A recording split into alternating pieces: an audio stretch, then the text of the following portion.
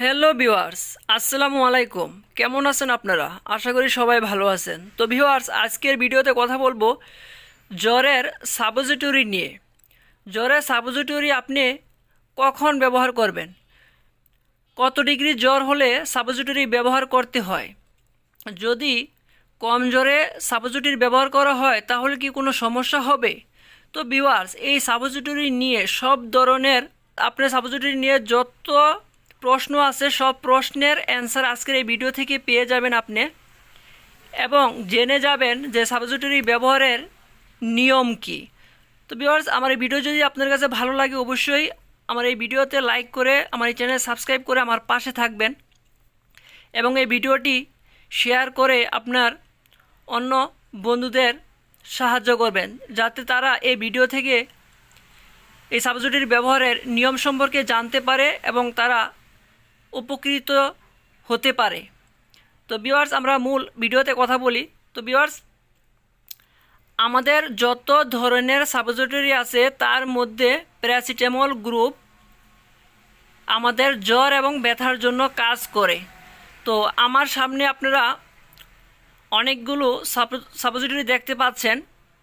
তো ভিউয়ার্স, এই সবগুলো সাপোজিটরির জেনেরিক যেই নেম সেটা কিন্তু প্যারাসিটামল 500। আপনারা স্ক্রিনে যেটা দেখতে পাচ্ছেন যে প্যারাসিটামল 500 আপনারা দেখতে পাচ্ছেন, নাপা 500, এটা হচ্ছে ভ্যাক্সিমকো কোম্পানির, এটাও প্যারাসিটামল 500 mg। অর্থাৎ ভিউয়ার্স, আপনারা একটা জিনিস খেয়াল রাখবেন, সাপোজিটরি ব্যবহারের সময় নিচে বড় করে জেনেরিক নাম লেখা থাকে, যেটা হচ্ছে আপনারা দেখতে পারবেন যে এখানে প্যারাসিটামল লেখার পরে একটা পাওয়ার দেওয়া থাকবে। অর্থাৎ সাপোজিটরির 3টা পাওয়ার হয়, প্যারাসিটামল 500, প্যারাসিটামল 250 এবং প্যারাসিটামল 125।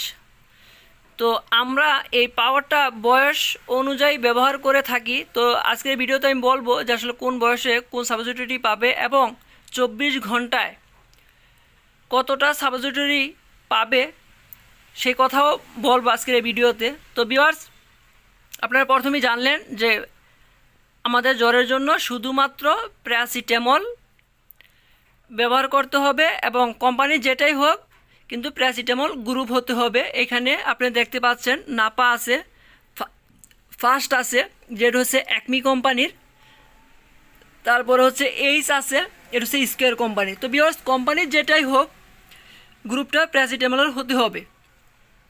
এখন হচ্ছে আপনি এই প্যারাসিটামল কখন ব্যবহার করবেন এবং কত ডিগ্রি জ্বর হলে ব্যবহার করবেন। ভিউয়ার্স, আমরা হচ্ছে একজন রুগীর কন্ডিশনের উপরে নির্ভর করে আমরা ডোজ দিয়ে থাকি। যেমন কোনো রুগীর অল্প জ্বরেই সে খুব অসুস্থ হয়ে পড়ে, তখন আমরা কি করি, 101 জ্বর পেলেও আমরা তাকে সাপোজিটরি দিয়ে তার জ্বরটা নিচে নামিয়ে ফেলি।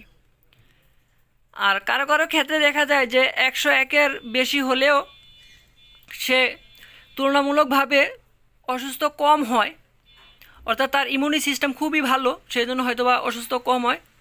তখন আমরা 102 ডিগ্রি পর্যন্ত অপেক্ষা করি, যদি 102 ডিগ্রি পাই তাহলে আমরা সাথে সাথে সাপোজিটরি দিয়ে দিই। কিন্তু সার্বিক বিবেচনায় আপনি যেটা করবেন, আপনার পরিবারের কোনো সন্তান বা বয়স্ক কোনো লোক যদি জ্বর আসে এবং তার জ্বর যদি 101-এর ওপরে ওঠে তাহলে আপনি সাথে সাথে ডোজ দিতে পারবেন।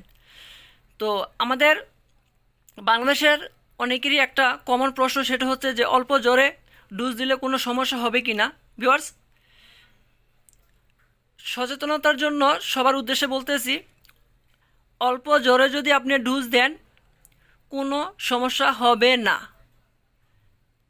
তো আপনারা জ্বরে নির্দ্বিধায় আপনারা ডোজ দিতে পারেন। তো ভিউয়ার্স, জ্বর যদি বেশি হয় আপনি 24 ঘন্টায় 4 থেকে 5টা ডোজ দিতে পারবেন। একটা কথা মনে রাখবেন, শরীরে জ্বর থাকা খুবই বিপজ্জনক, সেজন্য আপনি যেভাবেই পারেন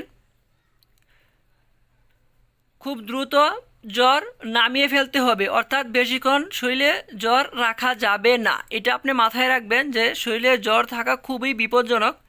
কারণ জ্বর বেশি হলে একটা মানুষের খিঁচুনি হতে পারে, এবং খিঁচুনি থেকে তার শ্বাস প্রশ্বাস বন্ধ হয়ে সে মৃত্যুবরণও করতে পারে। সেজন্য শরীরে জ্বর রাখা কোনোভাবেই উচিত না। তো ভিউয়ার্স, এখন আমি বলবো কারা কোনটা ব্যবহার করবে। যারা অ্যাডাল্ট অর্থাৎ 16 বছরের ওপর, 16, 17, 18 বা এর ওপরে যারা আছে তারা 500 mg ব্যবহার করবে, এবং 16 বছরের নিচে যারা 6 বছরের পরে 15 বছর পর্যন্ত যারা আছে বাচ্চা, তারা হচ্ছে 250 mg ব্যবহার করবে। আর যারা 0 থেকে 6 বছর পর্যন্ত, 0 মাস থেকে 6 বছর পর্যন্ত তারা 125 mg ব্যবহার করবে। ভিউয়ার্স, তো আপনারা আমার সামনে দেখতে পাচ্ছেন এই যে 125 mg একটা সাপোজিটরি। এটা হচ্ছে অ্যাকমি কোম্পানির, যেটা ফার্স্ট প্যারাসিটামল গ্রুপ। আপনারা দেখতে পাচ্ছেন এটা হচ্ছে আমাদের বাচ্চাদের 125।